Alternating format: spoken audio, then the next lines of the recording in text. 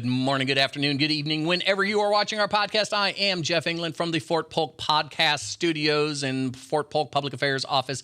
And today we are talking about something that goes along with one of the last episodes or one of the prior episodes that we had. This is the 13 Juliet, or Fire Control Specialist. And with me today, I have a very special guest, Specialist Brooklyn Kessler. Mm-hmm. She is a 13 Juliet from the 525 Field Artillery and 310 Mountain. Uh-huh. So how you doing? I'm doing good. How are you? Oh, I'm peachy keen. Very good. So, let's get to know you. I mean, where are you from? Where are you from originally? And, what made you join the Army? Yeah. So I'm originally from New Braunfels, Texas. I've heard of that place. Yeah. Yes. It's a very touristy town. I love it there. I miss it so much. Well, you're not that far away. I mean, no, I'm really not. It's 6 hours away. Yeah, so I go up to Dallas, and that's like 5 hours away. Yeah, so it's really not that far. Oh, and if I'm not mistaken, do they have any In-N-Out burgers there? I don't think in Dallas or New Braunfels. In Dallas, they do. They do? Yes, they do in Dallas. They have them all throughout that area. It's awesome. Right next to my hometown, which is San Antonio, Texas, they do have In-N-Out Burger. Ooh. So good. I didn't know they had them in San Antonio. Yeah, they do. They have one, or maybe they have two, but I know they at least have one. And I know they have Whataburger. So yes, Whataburger is so good. My favorite. Yeah. So so what made you join the Army? So growing up, I was a military brat. I guess technically I still am till this day. My dad. So you're one of the adult brats. Yes. Okay. Yeah. Gotcha. My dad right now currently he's an inspector general, and he is the one that inspired me to join the Army. I always liked what he did. He was always my hero. I always looked up to him for everything. Always went to him for advice, and I always just wanted to do what he did. Now. That would make him an officer, wouldn't it? No, he is a master sergeant. Ah, master sergeant. Nice. So how long's he been in? He has been in for 18 years, I believe. Oh, so yeah. All right. So now you're both serving at the same time. How cool is that? That's what I wanted. I always wanted to be like him. And when you get, are you going to give him his? Are you going to present him his flag when he retires? I hope so. Yes. Yeah, that's good. I would like to do that. Yeah, we have the retirement ceremony coming up at the end of the month, and at the end of every month, and it's always nice to see who they pick to give them their flag, their retirement flag. So apparently, I would have to say this is your first installation, wouldn't? Yes. Yeah. So what'd you think about it when you first got here? Ooh, when I first got here, I thought it was kind of small because I've grown up like in all kinds of military bases. San Antonio has a lot of bases there. They do, yeah. We were stationed on Fort Hood, so it's a lot bigger than this one. Just a little. Yeah, just a little. But at first when I got here, I thought it was a little bit small, and I didn't think there was a lot of stuff to do. But being here for 2 years, I've noticed that there's actually quite a bit to do, and we're pretty close to Houston. We're pretty close to other surrounding big cities. You know what big town that I really, really like to go to, at least once a year, but I haven't been in quite a while. I like to go to Todd, Michigan. Oh, I've never heard of that. You've never heard of Todd, Michigan? That is the oldest town that I've ever heard of in Texas. Oh, oldest town in Texas. Yeah, it dates back to the Renaissance period. Oh, I'll have to go see that. Yeah, it's the Renaissance Fair. Yeah. I've been to one of those. Yeah. Oh, those are so fun. If you get into it, if you dress up and enjoy the fair, it's a lot of fun. Really fun. If you're not into dressing up and having fun, then don't go. It's not worth your time because you'll just ruin it for everyone.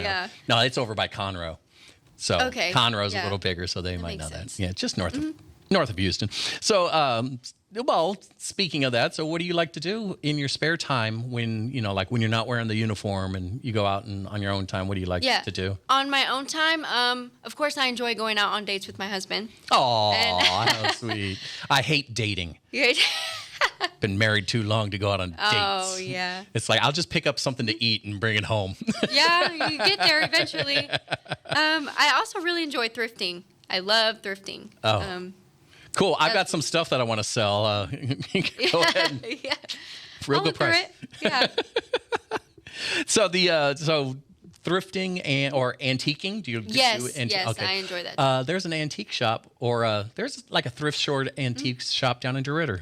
Yes, Yeah. yeah. Probably. What is it? I don't know what it is.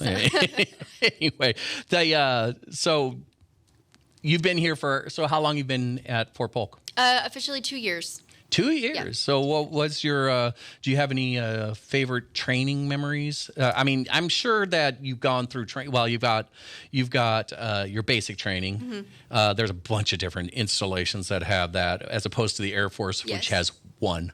So everyone goes through it. So where did you go through basic? So I went through basic on Fort Sill. On Fort Sill, up in Oklahoma. Yes. Yeah. What about and where's the AIT? Where's the training for 13 Juliet? It's literally right across the train tracks for basic training. So I did basic training Fort Sill. It's on the same installation, everything. Oh, I didn't have to travel sad. nowhere. So where else have you been for training? Do you have any like favorite training stories or anything? Yes. So when we deployed, we went on rotation to Romania. And then we went to Germany about 7 months into our rotation. One of my favorite memories, we were doing JMRC. And What's JMRC? So it's Joint Readiness. Joint Mutations Readiness Center. Yes, it's a big training area. Is that like a Grafenveer? Yes. Okay. Yeah. We did it in Hohenfels, Germany. Oh, okay. Yeah, that one. I think I've been there. I don't know. But we went to both bases, however, though. But my favorite memory, we were in the field, and it's kind of gross, but we were in the field, and I had my first line leader, his name was Corporal Cook. He always made the truck stink so bad, because one thing he did was he farted all the time while all of us were in the truck. And we had all the tarps closed and everything because it was so cold outside. It was like 20 degrees. And that truck would stink so bad. Everybody had to leave. It was so bad. Oh my God. I almost threw up. How funny is that? I'm sure you weren't the only one in there that was not enjoying that. No. So did he get a nickname after that? I mean, we still say he stinks. He don't really have a nickname, but he's a sergeant now. You call him Limburger. Yeah. I'll have to try that. So as a 13 specialist, or 13 Juliet, because there's a bunch of 13 and then letters, right? Yes. So you got the Juliet, and they all go with the same thing, right? Yes, all field artillery. Yeah. So it's all the big cannons, the big guns. So what would you say, or could you explain dumb it down, explain in terms what does a fire control specialist do? So we basically compute data to send that to the guns so we can hit our target in the correct spot that it needs to hit. We're always doing math, because the missions that they send down to us, we have to compute them. We have to make sure the data is correct in order for the round to hit the actual target. So it's really computing data. So in a simple sentence, you tell the cannoneers where the target is. Yes. Because they normally can't see the target. No. If they can see the target, it's a little late. Yeah. So essentially, we're like the boss. We always tell them what to do and how to exactly do it, where that round needs to go, where they need to point their gun, everything. How many rounds they shoot, we tell them everything. Nice. And how much I mean, I'm going to say that most of your days are include training. Yes, most of them. Because you don't want to go out and play the game for real. You just want to you just want to go to the practices. Yeah. So what do you normally do? What does a fire control specialist normally do on a day-to-day basis? So on a day-to-day basis, we're usually we'd be in the field, but as of right now, like just back in garrison, we're let's see. We are often doing maintenance on our trucks. We're making sure all of our radios work properly, all of our communications equipment, making sure all of that works properly. And then we are training down in the motor pool on our weapon systems, and then with our trucks, and making sure that everybody can do their job correctly when it needs to be done. Oh, so you're not like a one-trick pony. You actually know how to work on vehicles and cannons and math. Yes. And electronic equipment, Yes, communications. all of You're the just things. a jack of all Yes. trades. That is so cool. I mean, that's a lot. It's a lot better than just knowing I know how to point a cannon. Yes, yeah, definitely. There's a lot of stuff that goes into it. So, okay, well, then what kind of training did you go through to become a fire control specialist? So when I went to AIT, we first started out with, let's see, I think it was charts. So we have this big board, and it's basically a huge chart, and we track one gun on it, and that chart tracks where the gun is pointing. It tracks the target, and then also the observers. And then we learn how to put up OE254s, which are big 60-foot antennas that help us reach who we need to talk to with our radios. We also learned a lot about our centaurs and the AFATADs. So all kinds of acronyms. Kinds of stuff. Yes, the AFATADs is basically our computer that shows us what fire mission we need to compute. It comes in, and then we compute that data, and then we send it to the guns with the computer. So okay, so when you say you do a lot of math, it's not like you're doing it with like a slide rule or anything. You got a calculator or two. Yes. So the computer will usually compute all that data for us. However, there is a few things we need to, like, essentially the chart is the one who is doing the most math. Now, if the computer were to go down, then we have to do all of that gunnery manually. So, and that is a lot. And you do know how to do that, though. I'm still learning. You do have to take a safety test, and I'm still trying to pass that. In order to be on the computer and work it, you do have to take a safety test, and the people who are on the computer, they're called box operators. Ooh. Yeah. But they're still Juliets, right? Yeah, still Juliets. Yeah. But no Romeos. No, Romeo.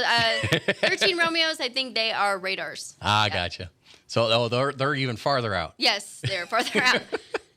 So what would you say is I mean, it sounds like you enjoy your job a lot. And what would you say is the most difficult part of your job? Being in the field all the time, I would say, because you're constantly away from your family when you're in the field. But honestly, besides that, I would say it's the manual gunnery that's the most difficult. It's a lot of math, and it's not like basic math.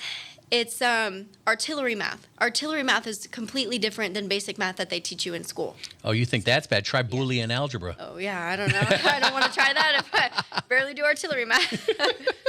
So could you give us an example of artillery math? Because math to me is like 2 + 2. Okay, 2 times 2. Well, you know how to express, I guess not expression, but that's the artillery word for it, but rounding, right? Oh, yeah. So in artillery, we call it that expressing. So expressing and rounding, they're basically the same thing, but in artillery we call it expressing.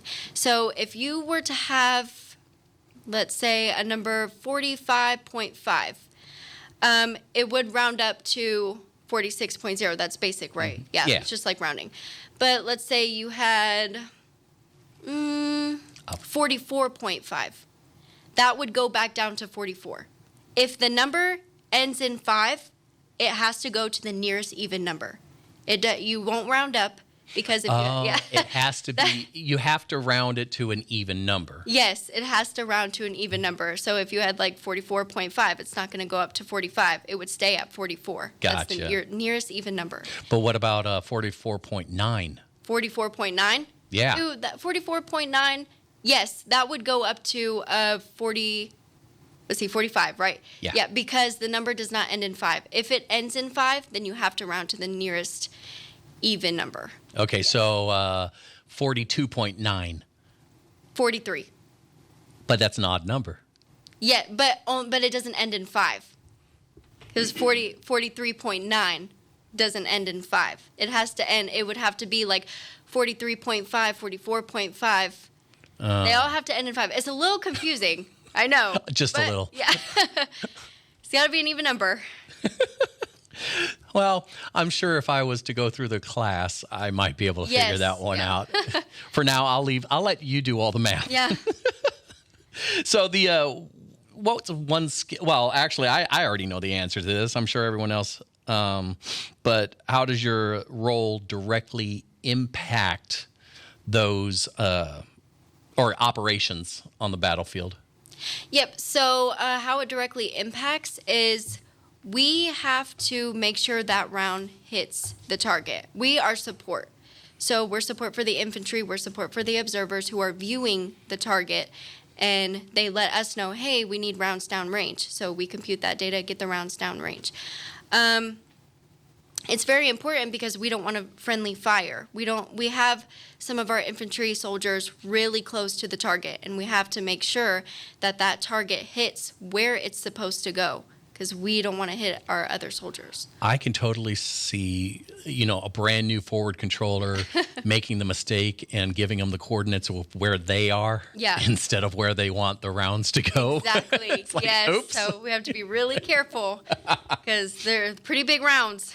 Oh, yeah. Yeah. So what side can you target for any cannons, or are you just specifically trained for specific cannons? So I know there's people who have been trained on other cannons. My weapon that I usually work with is the Mike 777. It's one of the biggest howitzers. So we have Mike 119ers, and then we have Mike 777s.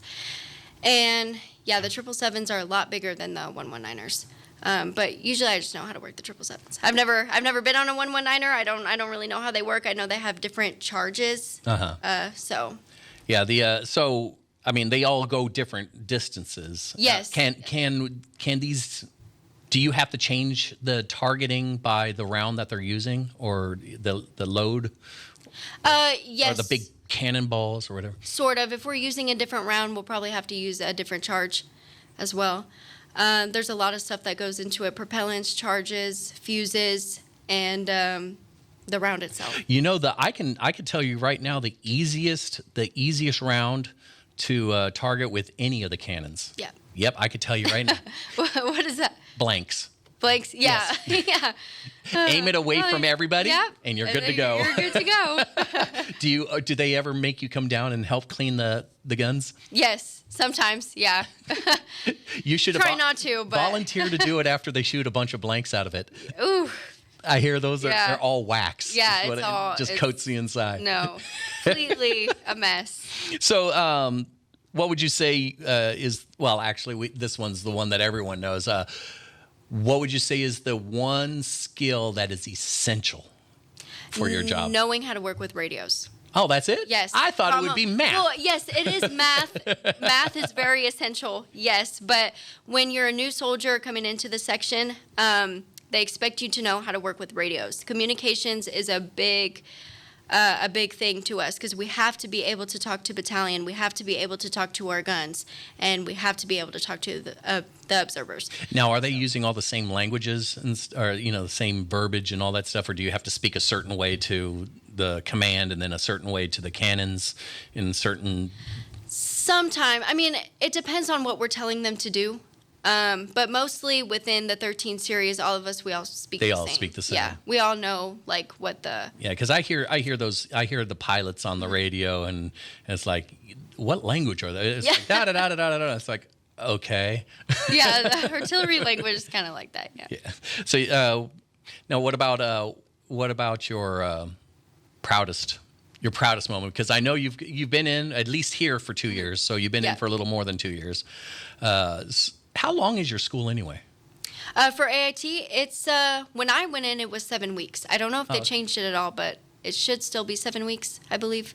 So. But you were in Oklahoma, so it felt like a year. Yeah, it was 17 weeks total. I was there in Oklahoma. Yeah. So what would you say is your proudest moment as a fire control specialist, Juliet? So my proudest moment would be when I got the Hero of Hohenfels Award for JMRC. I was so proud during that time. What'd you do to get a Hero Award? So we had what's called a ComSec changeover, where all the radio. So we have this little device. It's called an SKL, and you have to fill radios with it in order to be able to talk. So it's kind of like encrypting it. Yes, exactly. So it's kind of like Die Hard. Yeah. You have to encrypt them. But yeah, so we had a ComSec changeovers where they completely change what we were using before, the way we had to talk, the certain fill we were using, they changed that. So we had to change that. We had no phones. We had nothing, just the SKLs, the radios, and all of that. So I went to, we have 6 guns. I was the only one with a properly working SKL. And for 24 hours straight, I was just filling everybody's radio to make sure everybody could talk. And one time I even went out in the middle of the night. I had to walk to one gun, and it was so icy on the ground. I was carrying my weapon in one hand, the SKL. I had my ACH. I had a bunch of other things. I slipped on a patch of ice, and everything just flew everywhere. And I was just there laying on my back in the middle of the night. I was like, oh, my goodness. And then some sergeant comes up and says, hey, get off your back. Come on, get up, you lazy. But yeah, I filled everybody's radio for 24 hours straight. I had people bringing them to me, say, hey, I can't talk on my radio. What's going on with it? And I was like, well, you probably need Phil. So I've met people where it's like they'll come up and say, I can't talk on the radio. It's like, well, turn it on first. Yes. Yeah, some people are kind of silly with that. Yeah.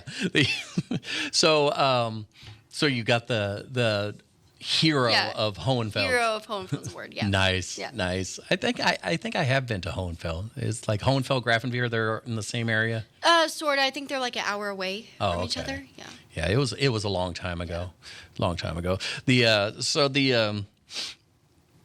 Did you, when you came in, when you joined the Army, or when you were, you've always been planning on joining the Army, but when you decided to join the Army, did you know you wanted to be a cannon person, a cannon target maker, or did you go in and take the ASVAB and they said, here's the jobs you qualify for, and you picked them from a list?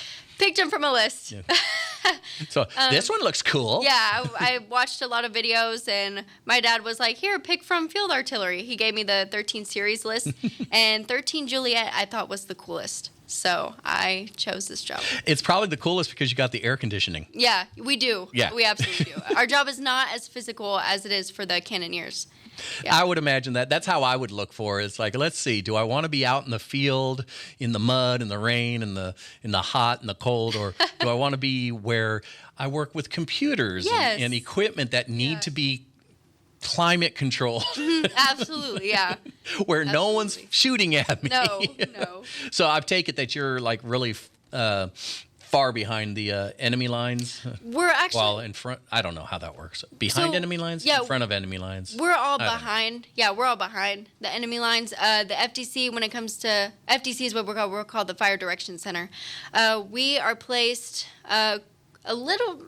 I don't know how I would explain that, but we're not placed super close to the guns, but still close enough to where we can walk to them if they have an issue. Oh wow! Figure something Dang, out. that's pretty close. Yeah, we're not too far from the guns, so. That's crazy. Yeah. See, that's what, the drone, this is what I noticed about the drone operators for the Army as opposed to the Air Force. The Army drone operators, are out there in the field and they can actually touch their drones and all that stuff. Where, so if you're over in Afghanistan or something and you're with the drones, in the Air Force, the drone pilots are in Vegas. Oh. And the drones are over. They just deploy the drones and they stay in Vegas. Wow. It's like, definitely I not want that job. Yeah. I would like that job. So I mean, so you've been but you haven't been deployed yet. So no, other than than our rotation. Training. Yeah. So you can't do the so we don't do we do cannon fire or live fire out here in the box? I've never been to the box here. So I believe they do. They should. Because I know we have a range for that. Yes, we do have a range where an impact range where rounds can actually hit. So, yeah, they do. But I've never been to JRTC. No. I like the idea. Nope, sorry, we're gonna have to go to Germany to train. Got to train. So bring me back some bratwurst. Yeah. So, what would you say that? Would you say that I know you enjoy it, but would you say this is a great job for people thinking about joining the Army? I believe it's a great job. If you know math. Yeah, if you know math. If you don't like math at all, don't want anything to do with math, I wouldn't become a 13 Juliet. But it is something to learn, and it is learnable, Did you have people in your class that washed out? What do you mean by washed out? Oh, is that just a air Like, maybe that is the Air washed Force thing. out? It failed out of the class and had to reclass into a different MOS. Yes. I don't exactly know what they failed on, but I know some people were saying they had to be sent to a different MOS. Yeah, because there's only certain jobs that that I'm used to. There's only certain jobs that if you can't pass that job, you're out. So, but other ones, it's like, okay, you can't pass this job. We're going to put you in a different career field. Yeah. So that happened, but it didn't happen to you. No, it did not happen to me. Excuse me. Were you the honor grad? I was the distinguished honor grad, actually. Ooh, what's that mean? Like So co-honor grad? Yeah, I was the top. I was the top of my class for everything. All the tests, I made the highest scores. Ooh, summa cum laude. Yeah. I don't know how I could do that and not. I have trouble learning artillery math, but. Oh, it'll still come to you. Still working on, yeah. I'm hoping it'll come to me soon. Oh, maybe you can plan, or maybe you could design a calculator that'll do it all for you. Yeah, hopefully. Maybe I'll get up there. That'd be cool. Yeah. So what are your plans? You haven't even re-enlisted once. No. So you've only been in for 2.5, almost 3 years? 2 years. 2 years. What are your plans? So far? What are your plans at this moment? Because I know they change all the time. Yeah, they do. Well, once you hit like 10 years, it kind of gets locked in. But so, what's your outlook on a career field or a career in the Army? So I definitely want to do 20 years and retire at 38 years old. That would be nice. That would be really nice. Yes. My thing is, I'm deciding right now if I do want to reclass or stay in this job. I'm thinking if I do pass my artillery safety test, I will probably stay being a 13 Juliet for 20 years. However, I've always wanted to go the behavioral health route or a medical route. Are you going to college right now, or do you have any college behind you? I'm trying to start it up within the next 2-3 months. So nice. Yeah. Now, how will that interfere? You're still upgrade training? Well, yeah, because you haven't gotten your the math down yet. Yes. Oh, the safety. Sorry, the safety. Yeah. So how's that? Are they allowing, or so they allow you to go to college or take college classes while you're still training and upgrade training? Yes, you just have to do it on your own time. But they've always allowed that. Nice. Mm-hmm. So if you do, what do you want to? Are you going to try going in for behavioral health? Yes, psychology, anything in that range. I recommend psychiatry. Yeah. That too. Yeah. Yeah. I mean, do you know the difference between a psychologist and a psychiatrist? I actually don't. The difference is a psychologist has clients and a psychiatrist has patients. Patient. Okay. Yeah. Actually, one can subscribe, Yeah. or one can prescribe medicine, and the other cannot. Okay. So that makes sense. Yeah. Yeah. So I would recommend psychiatry. Yeah. So pretty cool. And then you can psych people out. Yeah. Yeah. I would. Well, what advice? Okay. Well. Let's wrap this up then. What advice would you give to somebody thinking about joining? For somebody who's thinking about joining the Army, I would probably say become more physically active before you join. Yes. So you definitely in basic training, you're going to be active all the time. Really just take care of yourself and make sure that you know exactly what it is that you're doing in your MOS. You don't want to be stuck with an MOS that you don't want and be miserable. That's for sure. Yes. So make sure you know what you're doing. Do a lot of research on your MOS. But the Army is a pretty great place. I love the organization. I love who I work with. I'm sure anybody joining will too. Just remember, pick the right MOS for you. Stay healthy before you go to basic training. Be prepared for people to yell at you. And you'll be fine. You'll be fine. I would say study for the ASVAB. Yes. If you ace the ASVAB, there's nothing that'll stop you. Yeah, definitely study for that. Definitely. So is there anything you want to say to friends, family, or future soldiers listening or watching right now? To my dad and to my mom, I really miss you guys. They're stationed in Kentucky right now. And to my sister, I miss her too. Are you sure? Yeah. She annoys me a little bit, but I really do miss her. Yeah. To my friends, hello, I miss you guys too. And to anybody that I work with is watching, I really appreciate all of you. Y'all have helped me move up in the world, move up to my Army career. So I really appreciate y'all. Well, all right. Brooklyn Kessler, specialist. I appreciate you coming in, and hopefully I'll have you back sometime soon. But until then, I'll have to say goodbye, or for now. Anyway, be sure to hit that subscribe button. If you have any comments, please leave them below, and hit the subscribe, the thumbs up, the notification bell, and be sure to join us here back next time. And in the meantime, please, if you have an MOS or a job that you'd like to see on our show, explaining more about it and highlight it, let me know. Just leave a comment, and we'll be seeing and watching at you later.